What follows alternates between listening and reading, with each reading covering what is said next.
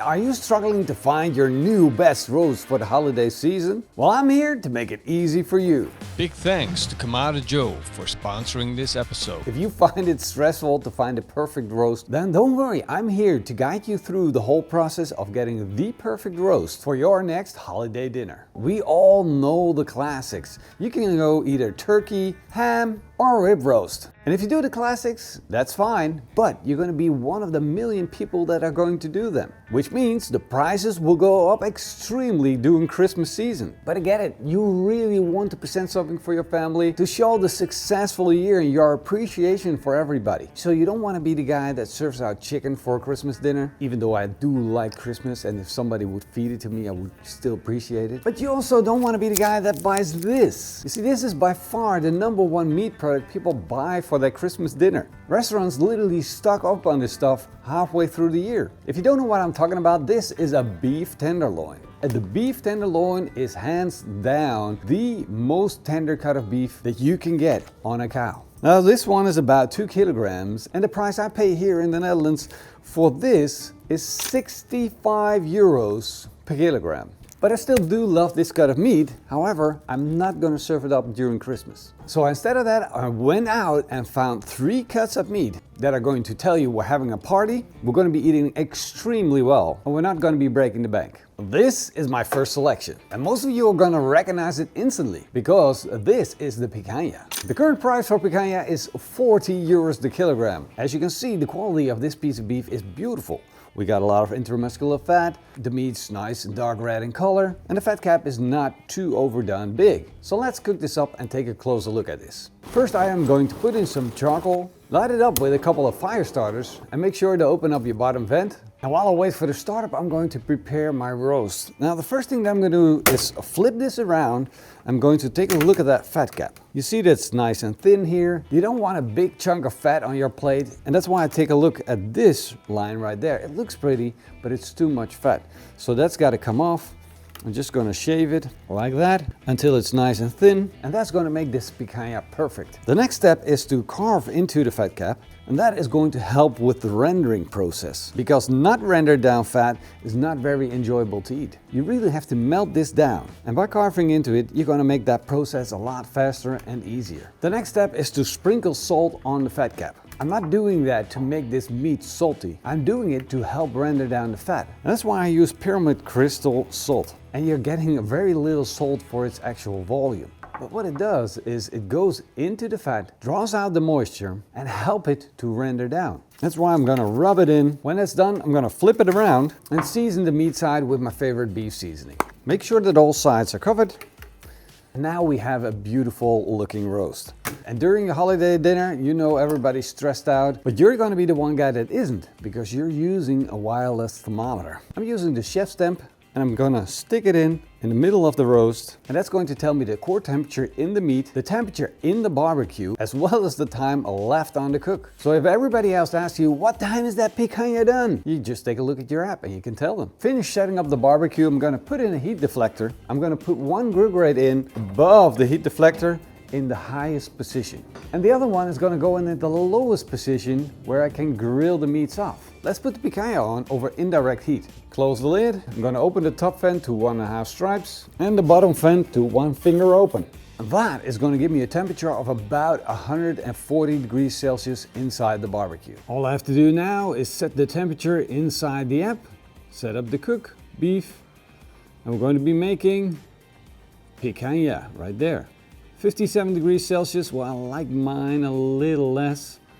54, you can even go with 52 if you're that guy. And then all you need to do is hit start cook. It gives you a beep and we're good to go. And my next selection is flat meat. Look at this beauty. You couldn't make me happier if you tried. This is most definitely the easiest cut that you can get for roasting during Christmas. The current price for flat meat or buffet is 30 euros the kilo. We got intramuscular fat, dark red meat, everything that you want in a steak. All you have to do to cook it is just get out your favorite beef seasoning and season it. It's not much more difficult than that. I'm gonna give it a quick tap, season the other side, and you're gonna get the most beautiful crust ever.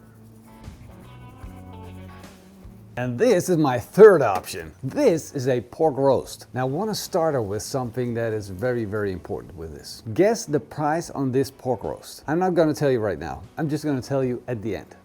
But it's going to make everything very, very interesting. Look at the amount of meat. And look at how cool you can carve this up on the table. You can just cut portions for each and every one of your guests. We got beautiful dark red pork meat. We got intramuscular fat. And that all indicates we're going to be eating something very, very tasty. In this case, I'm going to season it with my favorite pork seasoning. But if you want, you can cut this open and stuff it with all kinds of delicious things.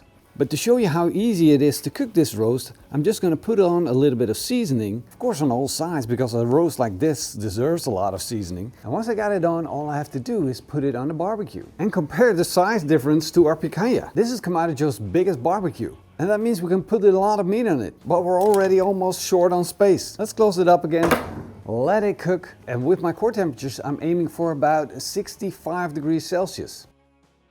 I just got the notification from my app saying that we're only 5 minutes away from the cook being finished. So let's take a look and see what that actually looks like. Wow, that is absolutely spectacular.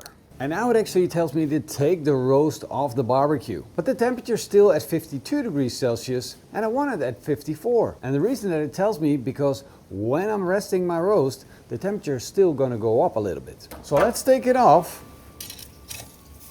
and let it rest. What a beauty. While we're waiting for this to rest, we might as well grill the flap steak, aka buffet. And by grilling I mean slow roasting, because I'm going to put this over direct heat at a temperature of 140 degrees Celsius. That is going to slowly caramelize my steak on the outside and cook it on the inside. Of course I'm going to flip it every 3 to 5 minutes. Already it's picking up a little bit of color. We're almost there. I'm just going to quickly check it with my thermometer. And it's reading 50 degrees Celsius, which means I'm going to take it off. Oh, look at how good that looks. That is a masterpiece. Look at the color that we got on the outside. Perfect roasted crust. I'm just going to lay it down. And again, I got to let it rest for at least 5 minutes, but preferably 10 if the surrounding temperature allows it. Of course, I'm going to use that time to sear off the picanha. And the reason that I need to sear it is because the fat cap, although it almost all the way rendered down, still needs a little touch of heat. So let's put it on. Now at this point you can expect some flames with the picanha, but the intention is not to create a fireball. You see, if the fat is actually burning, you're going to get an awful burnt fat taste. I'm trying to avoid that by flipping the picanha and taking it off on time. As you can see, nothing is going on yet, and a little bit of flames is just fine. Don't overdo it though. I'm going to move it away from the flames. See how quickly it changed? It only took about 10 seconds. But now we got a crispy crust. And that's the difference. I'm just going to give the meat side a little touch as well, about 10 to 20 seconds. And that's perfect.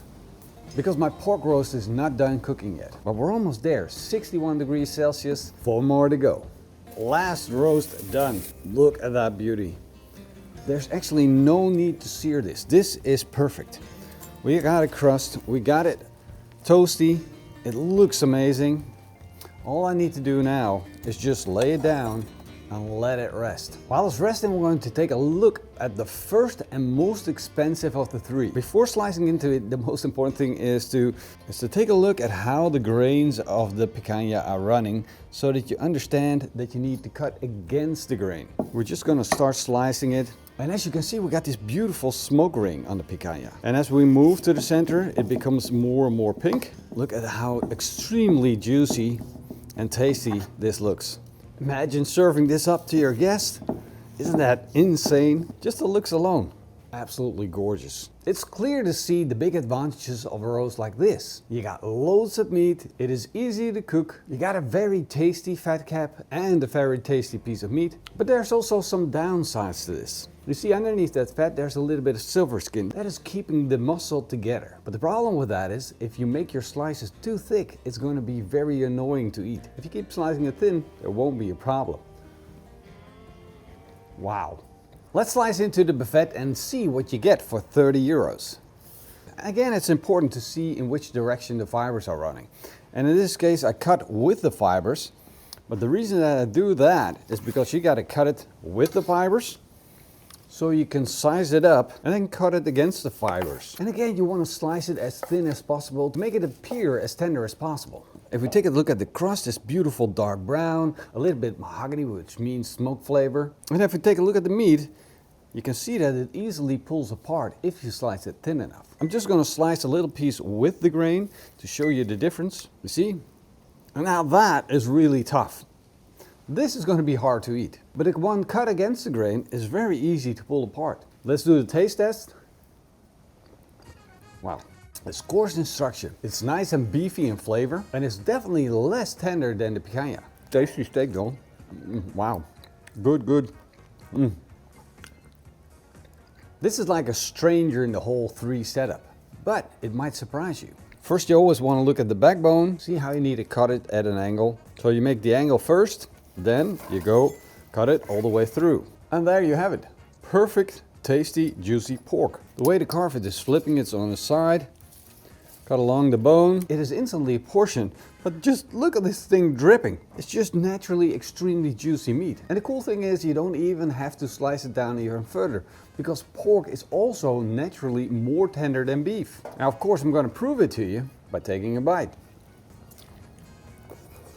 And I'm going to take another bite. I don't know what for, but it tastes good. And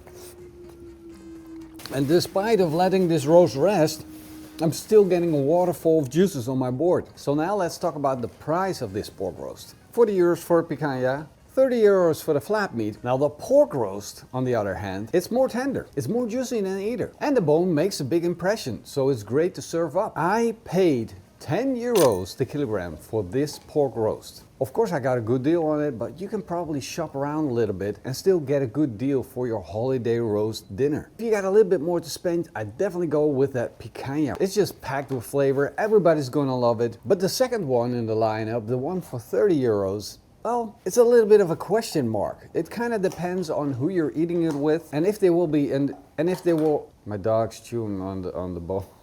The pork bone of the roast that I just ate. I hope this video helped to get you on your way to decide which roast you're going to choose and make a conscious decision of why you're going to need to think about it on forehand before ordering an expensive roast. Thank you for watching. Hope you guys enjoyed the show. See you guys in the next episode. Until then, eet smakelijk and keep on grilling. Oh yeah. Here you go. Always pay your taxes.